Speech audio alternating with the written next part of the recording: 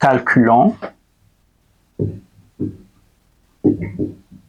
Donc, petit a, intégrale de arc tangente x dx, bien sûr, sur 1 plus x carré. Tout d'abord, avant de procéder à la résolution de cette intégrale, j'aimerais faire un petit rappel sur la dérivée de l'arc tangente x. Donc, lorsqu'on a la dérivée de arc tangente x par rapport à x, le résultat c'est bien 1 sur 1 plus x carré. Pour démontrer que la dérivée de arc tangente x est égale à 1 sur 1 plus x carré, il faut poser y égale à arc tangente x. Y égale à arc tangente x si et seulement si x est égal à tangente y. Maintenant, nous allons calculer la dérivée de x par rapport à y, c'est-à-dire la dérivée de tangente y par rapport à y. La dérivée de sin y sur cos y par rapport à y. Donc là, on est en présence de la dérivée d'un quotient.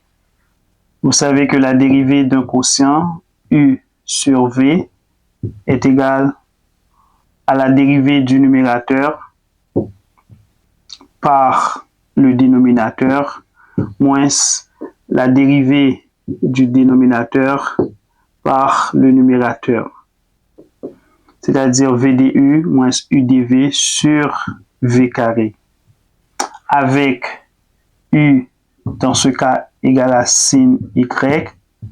Cela implique que la dérivée de u va être égale à cos y. Ça, vous le savez, hein? Vous savez comment trouver la dérivée du sinus et ainsi que la dérivée de cos y.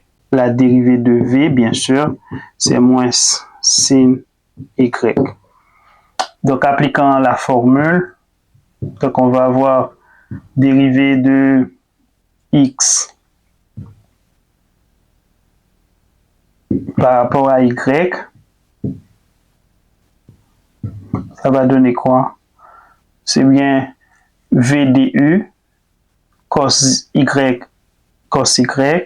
donc c'est bien cos carré y, moins dans la formule u dv, u sin y, dv c'est moins sin y, donc ça va donner plus sin carré y sur cos carré y. Donc le résultat va donner 1 sur cos carré y, puisque l'identité fondamentale de la trigonométrie, cos carré y plus sin carré y est égal à l'unité, c'est-à-dire 1. Or, on sait que l'inverse du cosinus est bien la sécante. Donc, la sécante est l'inverse du cosinus. Par conséquent, ici, j'ai sécante carré y. dx par rapport à y est égal à sécante carré y. Très bien. Mais aussi, vous savez que sécante carré y est égal à 1 plus tangente carré y. OK? Donc, par conséquent, je peux remplacer sécante carré y par 1 plus tangente carré y là où, normalement, sécante carré y se présente. Donc, dx par rapport à y est égal à quoi? À 1 plus tangente carré y. Or, vous savez que x, on a posé x égale à tangente y en haut.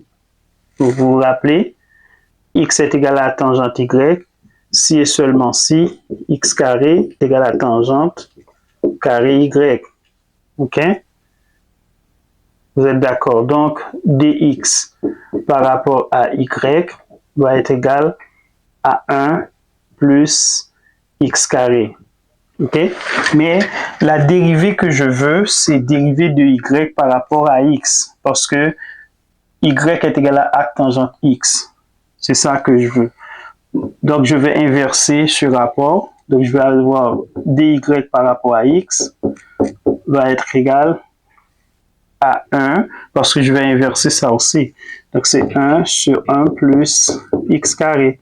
Donc, en remplaçant y par arc tangente x, donc la dérivée va s'écrire tangente arc tangente x, bien sûr, par rapport à x, va être égal à 1 plus x carré. Effectivement, c'est ce qu'on a ici. Vous voyez? Donc, c'est pas pour sans raison que j'avais dit au début que la dérivée de arc tangente x est égale à 1 sur 1 plus x carré. Je viens de démontrer ça. Pour cette intégrale-là, rien ne m'empêche de l'écrire sous cette forme. Intégrale de arc tangente x par 1 sur 1 plus x carré, n'est-ce pas? Bien sûr, dx que je ne vais pas oublier. Donc, c'est toujours cette forme ici. Mais c'est quoi le but? Le but, c'est de vous montrer que j'ai u et j'ai du.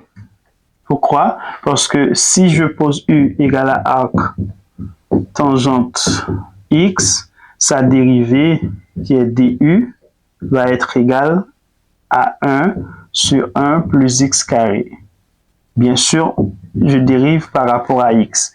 Effectivement, on vient de faire la démonstration ici. Je peux remplacer, regardez ici, je peux remplacer 1 par dx ou encore dx sur 1 plus x carré par du.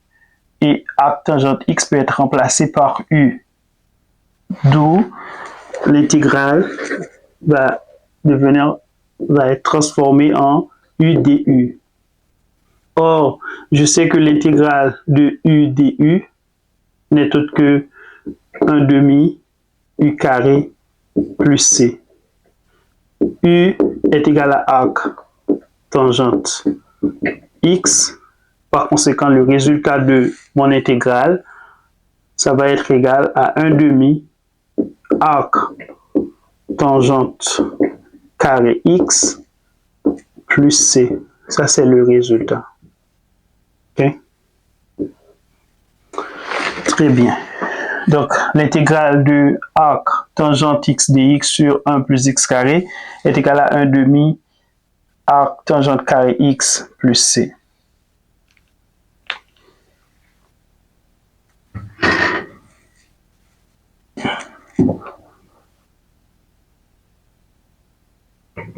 OK? Donc, le résultat de ça, c'est 1 demi arc tangente carré x plus c. Très bien.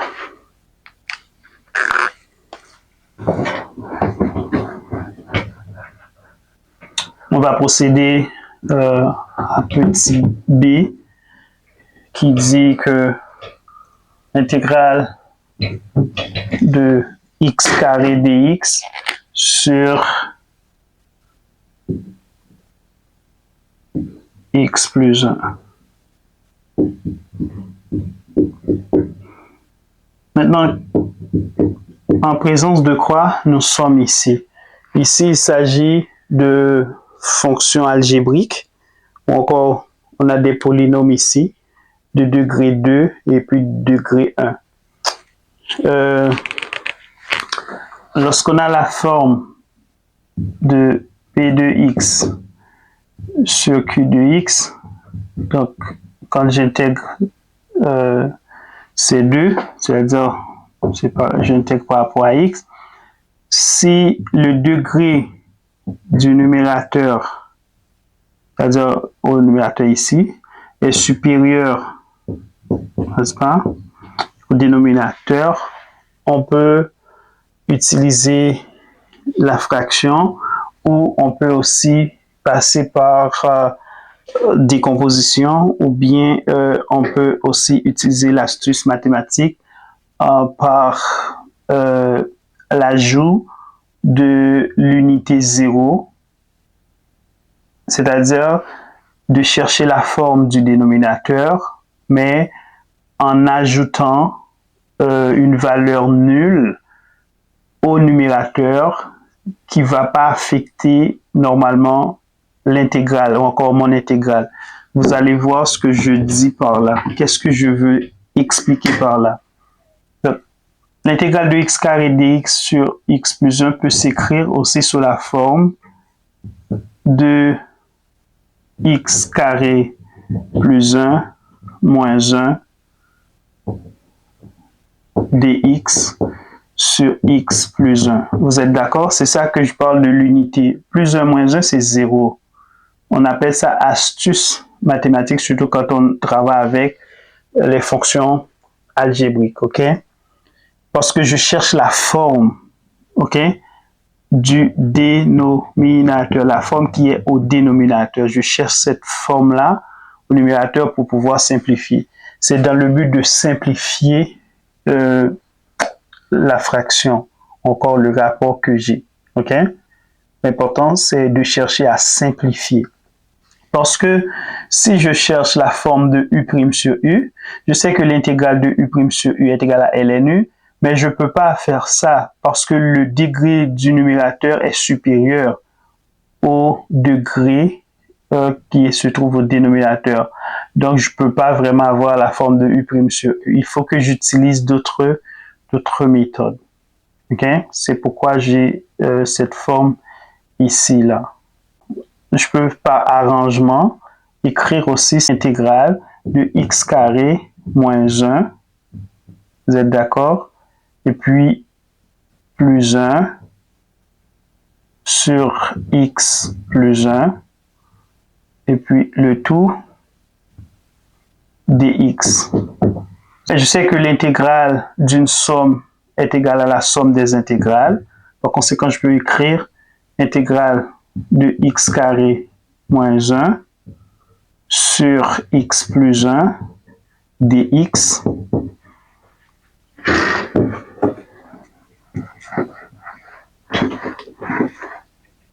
Puis j'ajoute le terme qui est ici, 1 sur x plus 1, mais je ne vais pas oublier dx. L'intégrale d'une somme est égale à la somme des intégrales.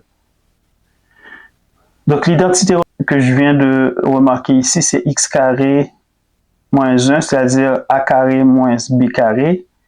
C'est bien a plus b facteur de a moins b. Donc c'est x plus 1 facteur de x moins 1. L'identité remarquable, ça c'est algèbre. Ok? Donc facilement je peux écrire intégrale de x plus 1. Donc c'est x plus 1 facteur de x moins 1 sur x plus 1. Ok, dx plus intégrale de 1 sur x plus 1 dx. Très bien. Mais ici, je peux simplifier avec x plus 1 différent de 0. Je peux simplifier ici, donc je vais avoir intégrale de x moins 1 dx plus intégrale de 1 sur x plus 1 dx. Ouais. Maintenant, c'est très facile d'intégrer maintenant parce que j'ai vraiment des formules ou encore des formes qui sont intégrables. On sait que l'intégrale d'une différence est égale à la différence des intégrales. Donc, je vais avoir intégrale de x dx moins intégrale de dx plus intégrale de 1 sur x plus 1 dx. Or, intégrale de x dx n'est autre que 1 demi x carré. Intégrale de dx n'est autre que x. Intégrale de 1 sur x plus 1 j'ai dx, c'est-à-dire u', intégrale de u' sur u, ou encore intégrale de f' de x sur f de x. Ça me donne ln, valeur absolue de f de x, c'est-à-dire valeur absolue de x plus 1 plus c. D'où le résultat de mon intégrale. L'intégrale de x carré dx sur x plus 1 est égal à 1 demi x carré moins x plus ln, valeur absolue de x plus 1 plus c. Très bien. Il nous reste juste l'intégrale de 1 moins x dx sur 1 plus x à faire. C'est vraiment facile. On va utiliser la même méthode que précédemment, c'est-à-dire on va ajouter une valeur nulle au numérateur qui ne va pas changer, qui ne va pas affecter mon intégrale. Okay? Mais en fait, il y a deux façons de faire ça. Il y a deux manières. Intégrale de 1 moins x dx sur 1 plus x. Donc, en fait, il y a deux façons.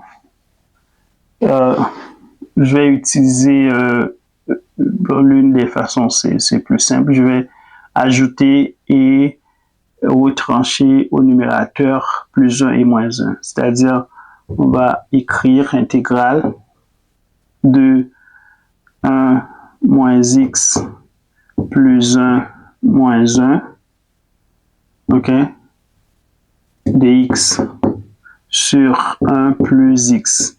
Parce que je cherche à avoir la forme, cette forme, c'est-à-dire ces deux termes au numérateur. Donc, je vais avoir au numérateur x plus 1, ok? N'oublie pas que j'ai moins x ici, hein? Donc, je peux avoir moins facteur de x plus 1 plus 2x sur 1 plus x. Ok, le tout dx.